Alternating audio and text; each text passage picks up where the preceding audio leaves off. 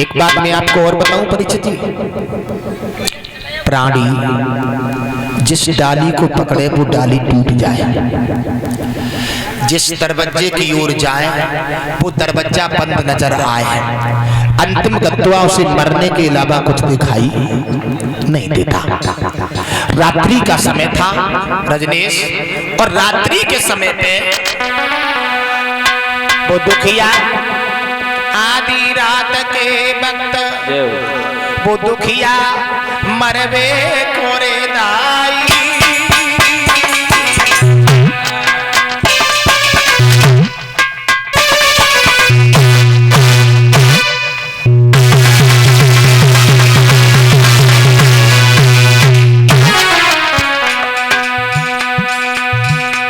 मेरे प्यारे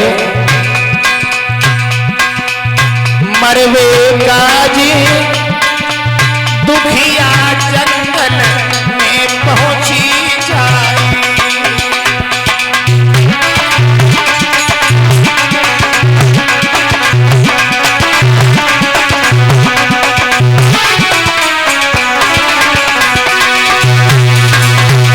लाला अरे लिखो विधना ने लिखो,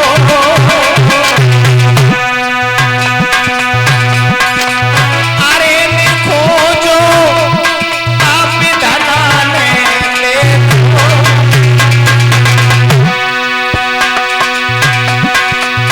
और चाहे कितने करो उपाय नहीं मिट भैया मैंने देखो,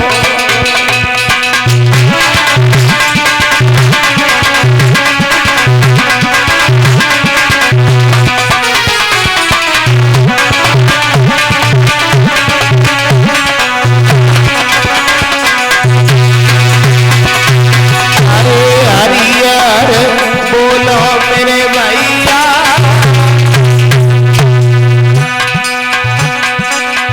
लेवे को हरि नाम नावे को गंगे भैया,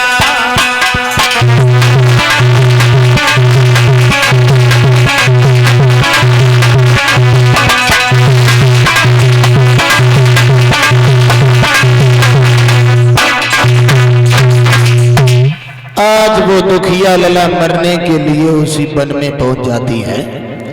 आधी रात्रि का समय था और अंधेरे कुआं में गिरने के लिए जैसे ही वो मैया चली और वैसे ही परीक्षित जी उसी वन में देव ऋषि नारद का पदार्पण हो गया।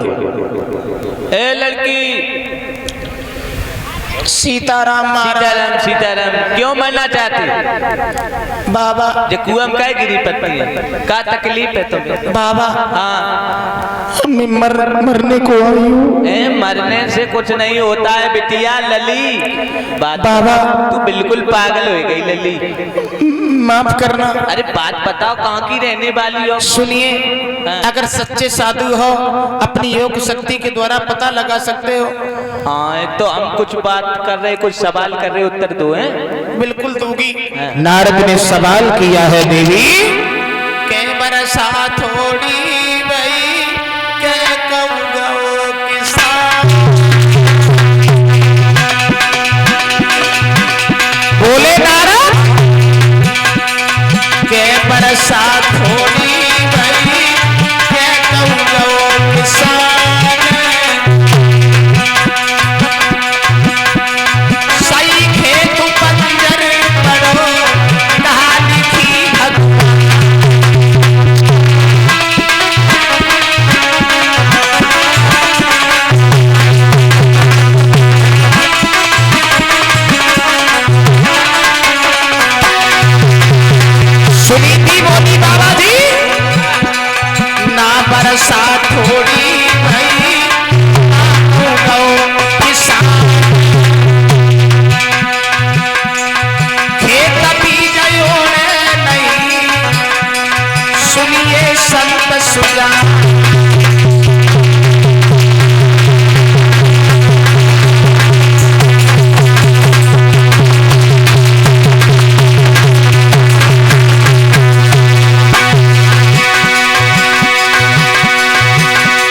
सुखराम साकी जी चाई शिवाला से पीसा को नोट रहे नीके मुसैया तुमको नाचे पंजा धर रे भगवती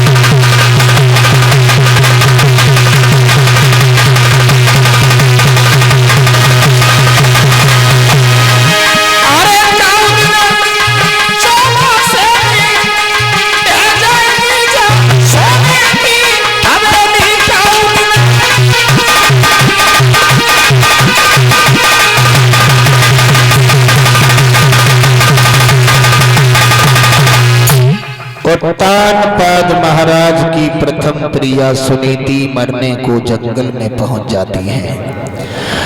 नतीजा परीक्षित जी ये हुआ, कुआं में गिरने को चली तो नारद बाबा ने रोक लिया। ठहरो, क्यों बुद्धि खराब है क्या? इस वन में मरने को चली आई, तुम्हारे कोई लड़का नहीं है? मैं समझ गया। सुनीति बोली, हाँ महाराज, हमारे कोई बालक नहीं हुआ, इसीलिए हम मरने को आए हैं। आंखों में आंसू निकले, गालों पर लकीर बनाते हुए जमीन में समाने लगे। नारद बाबा पर यह दृश्य देखा नहीं गया भक्तों। झोली में हाथ डाला और हाथ डाल करके एक फल निकाला। ए लड़की, बाबा ये फल लो। फल से क्या हो जाएगा? फल खा लेना। मतलब क्या? पूरी बात सुन लिया करो, बीच में मत बोला करो, समझ गए? ये फल खाने के बाद में तुम्हारे गर्भ से, सुन रही हो, गोदी में लला तो जाएगा, घर लौट जाइए।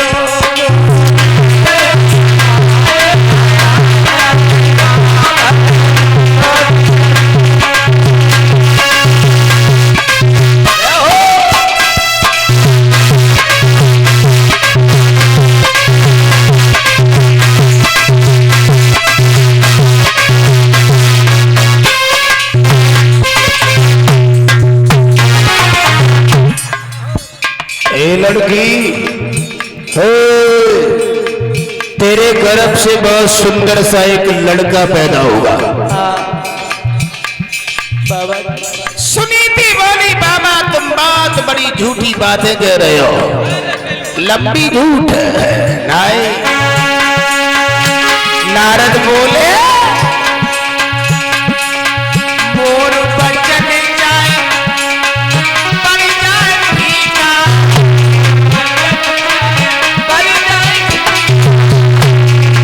संत बचन पत्थर की तीखा।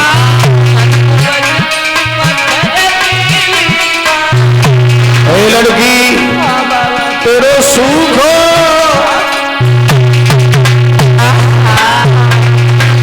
तेरे सूखो बाग लहराए जाएगा।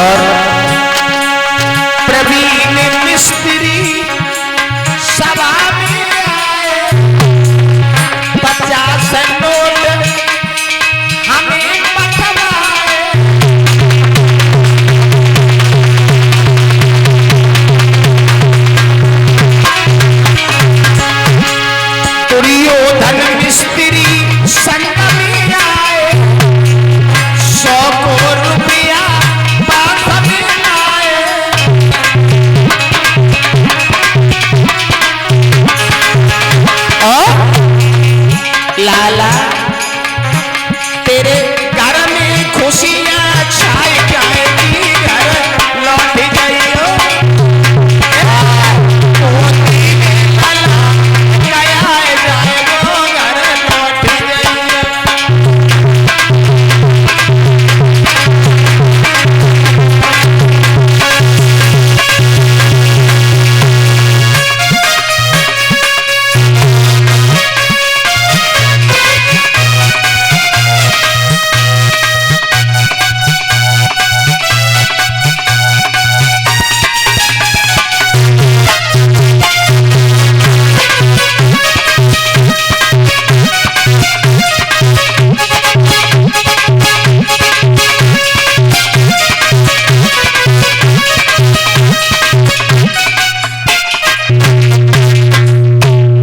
नारद ने परीक्षित की झोली में हाथ डाला, एक फल निकाला और उस सुनीति मैया को वो फल दे दिया और ये कहा कि फल खा लेना और फल खाने के बाद तुम्हारे गर्भ से एक बहुत सुंदर सा भक्त पुत्र पैदा होगा।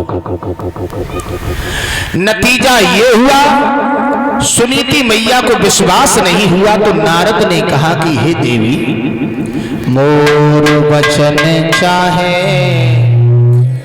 पड़ी जाए फीका, संत वचन पत्थर की लीखा। संतों का वचन कभी झूठ नहीं होता।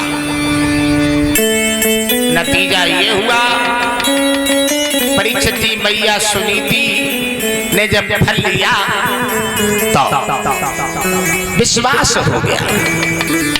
नारद ने कहा अगर तुम्हारे गर्भ से कोई लड़का पैदा ना हो तो ये कुआं भी कहीं नहीं चला गया। इसी कुआं में गिर करके अपनी जीवन लीला को समाप्त कर लेना। तो हुआ ये, कभी साधुओं के नाम पर भरोसा नहीं करना। कवियों की कल्पना तो ये है परीक्षित जी, मन में हुई थी मगन वो रानी, लौटी जो बढ़िया भी आई।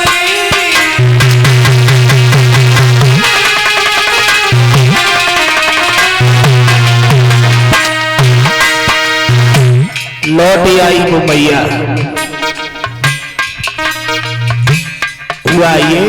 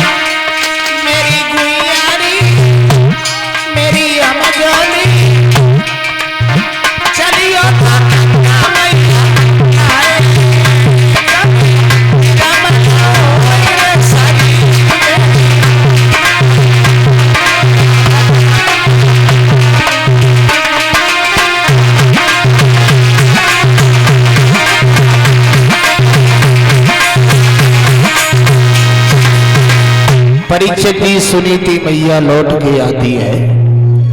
कवियों की कल्पना तो ये है मैया सुनीति ने परीक्षित जी फल को ग्रहण किया और फल को ग्रहण करने के बाद मैया सुनीति जो है परीक्षित जी उसी दिन से विचार करती हैं कि हमारे आंगन में कब लड़का होगा।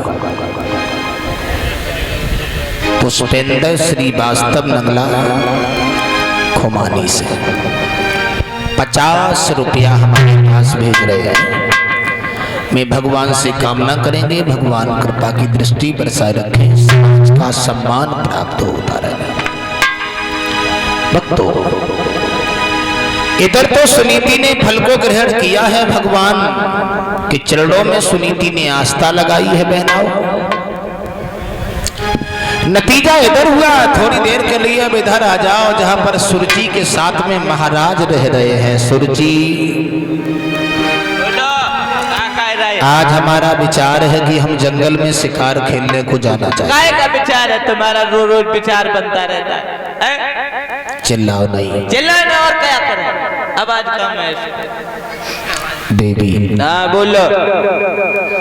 हम जंगल में जा रहे हैं। जंगल में नहीं जाओ, कहूँ नहीं जाओ, कहीं नहीं जाओ।